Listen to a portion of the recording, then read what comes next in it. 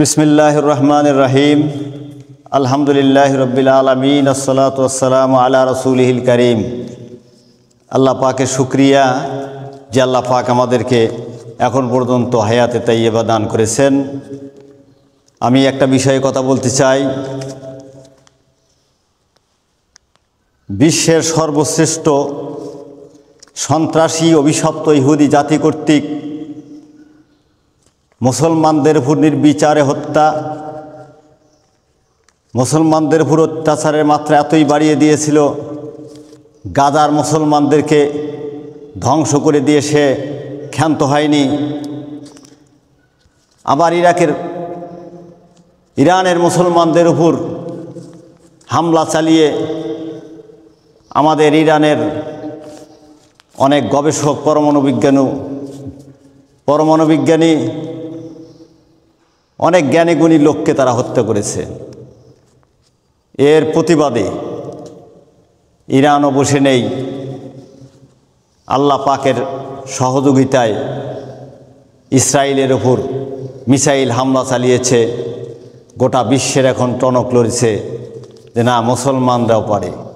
অতীতেও এই মুসলমান হারার জাতি নয়। বদর যুদ্ধে মাত্র ৩১৩ জন নিয়ে ১,০০০ জনের মোকাবেলা করেছেন। আল্লাহ পাক বদরে ফেরেশতা দিয়ে সাহায্য করেছেন। ফেরেশতা দিয়ে সাহায্য করে কাফেরদেরকে নাস্তানাবুদ করে দিয়েছেন। আমরাও এবার আশা করি আল্লাহ পাক যেন সেই বদরের ফেরেশতাদেরকে আবার পাঠিয়ে দিয়ে ইরানের মুসলমানদের সহযোগিতা করেন। আমরা দোয়া করি, আল্লাহ তুমি মুসলমানদের সাহায্য করো। আল্লাহুম্মা আইজ্জিল ইসলাম আল মুসলিমিন, আল্লাহুম্মা আনসুরিল ইসলাম আল মুসলিমিন, আল্লাহুম্মা আনসুর মান নাসারাদ-দীন মুহাম্মদ সাল্লাল্লাহু আলাইহি ওয়াসাল্লাম আজআলনা মিনহুম, আল্লাহুম্মা খযুলিল কাফারাতা ওয়াল মুবতাদিয়াতা ওয়াল মুলাহিদাতা ওয়াল হুনুদ ওয়াল ইয়াহুদ ওয়ান নাসারা ওয়াল মুশরিকিন। আল্লাহ গোটা পৃথিবী থেকে এই ইহুদিদের নাম নিশানা মিশাইয়া দাও, নাম নিশানা তুলে দাও, মুসলমানদের বিজয়ী করো। এই কামনা করে আমরা ইমাম মুয়াজ্জিন সমিতি কর্তৃক এই প্রতিবাদ সভায় আমি আমার সংক্ষিপ্ত কথা শেষ করছি। আসসালামু আলাইকুম ওয়া রাহমাতুল্লাহি ওয়া বারাকাতুহু। আসসালামু আলাইকুম ওয়া রাহমাতুল্লাহ। আলহামদুলিল্লাহ রাব্বিল আলামিন, ওয়াসসালাতু ওয়াসসালামু আলা আশরাফিল আমবিয়াই ওয়াল মুরসালিন ওয়া আলা আলিহি ওয়া সাহবিহি আজমাইন। ওয়া ক্বালা তাআলা ওয়া'তাসিমু বিহাবলিল্লাহি জামিআ ওয়া লা তাফাররাকু। সাদাকাল্লাহুল আযীম। আলহামদুলিল্লাহ, মানবতার শত্রু ইহুদি এবং মুশরিক, তাদের বিরুদ্ধে আজকে সারা পৃথিবী গর্জে উঠেছে।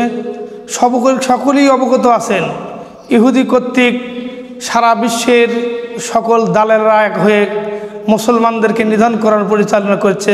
সকলে অবগত আছেন যে ইসলাম আল্লাহর, পৃথিবী থেকে ইসলামের নাম নিশানা কেউ মুছে দিতে পারবে না।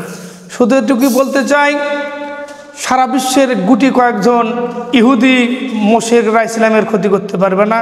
আল্লাহ পাক বলতে ওয়া'তাসিমু বিহাবলিল্লাহি জামিআ, ইসলামের রজ্জুকে শক্ত করে ধরো। আমি উদাত্ত আহ্বান জানাই, ইরান যেভাবে রুখে দাঁড়ানোর প্রতিবাদ নিয়ে দাঁড়িয়েছে, মিসাইল দিয়ে যেমন ওই কাফের সৈন্যদের মোকাবেলা করতেছে, আমি সারা বিশ্বের মুসলমানদেরকে একত্রিত হয়ে ইরানের তথা সত্যের পক্ষে অবস্থান নিয়ে আল্লাহর দিন, আল্লাহর জমিনে সারা পৃথিবীতে ছড়িয়ে দেওয়ার জন্য সকল দেশের মুসলমানদেরকে এক প্ল্যাটফর্মে আসার জন্য উদাত্ত আহ্বান জানাই।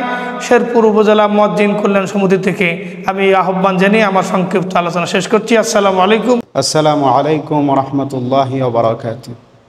আপনারা অবগত আছেন, এই ইসরায়েলের ইয়াহুদি জাতি দীর্ঘদিন ধরে ফিলিস্তিনের উপরে যে আক্রমণ, যে জুলুম নির্যাতন, যে গণহত্যা চালিয়েছে, সেই ফিলিস্তিনের পরে আবার সেই মোড় ঘুরিয়েছে ইরানের দিকে।